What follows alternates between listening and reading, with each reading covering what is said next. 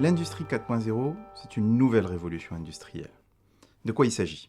Il s'agit d'une nouvelle façon d'organiser les opérations en utilisant de nouvelles technologies. Ces nouvelles technologies sont plus interconnectées, plus communicantes et plus intelligentes. Je vous donne l'exemple des robots.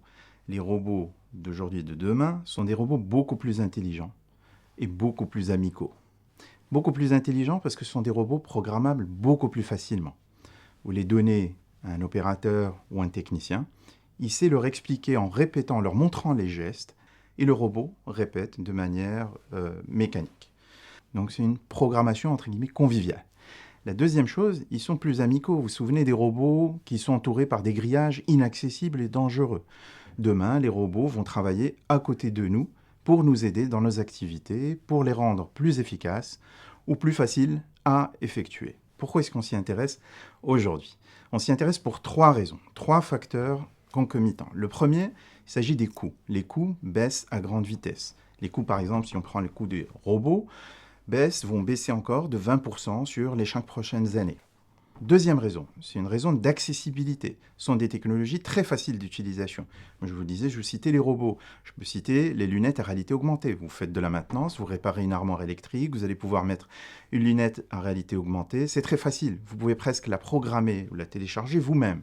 La troisième raison, il s'agira de performance continue. Ces technologies-là ont une performance qui va continuer à s'améliorer d'année en année. Je prends encore l'exemple des robots. Les robots vont connaître une productivité de 5% par an sur les 10 prochaines années.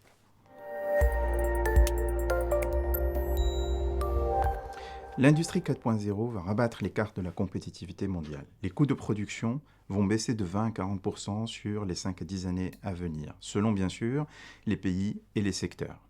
Mais il y a déjà des gagnants et des perdants.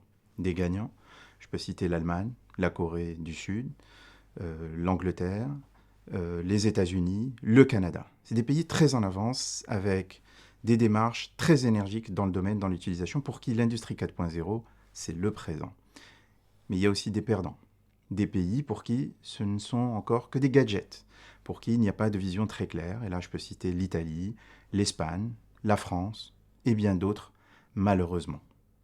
À titre d'exemple, l'Allemagne, qui investit beaucoup, estime pouvoir gagner 350 000 nouveaux emplois en net suite à l'application de l'industrie 4.0. Bien sûr, ils vont en perdre 650 000, mais ils estiment en gagner à peu près 1 million.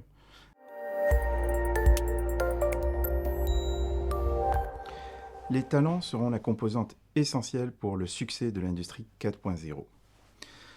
De nouveaux postes vont se créer pour gérer ces nouvelles technologies.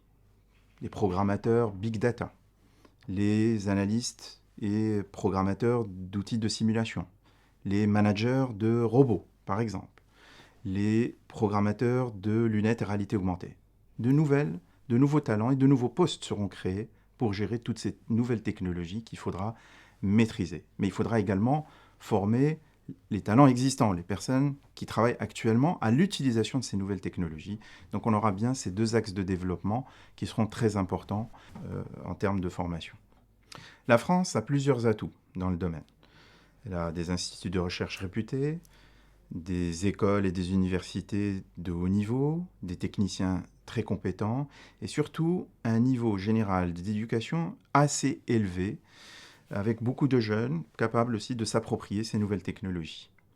Malheureusement, il faut encore transcender le blocage mental qui fait que nous associons beaucoup l'utilisation de ces nouvelles technologies à une perte d'intérêt dans nos emplois et à une perte d'emploi parfois tout court. Nous observons que c'est bien le contraire qui se passe lorsqu'on utilise ces technologies-là. Les emplois deviennent bien plus intéressants et on en crée de nouveaux.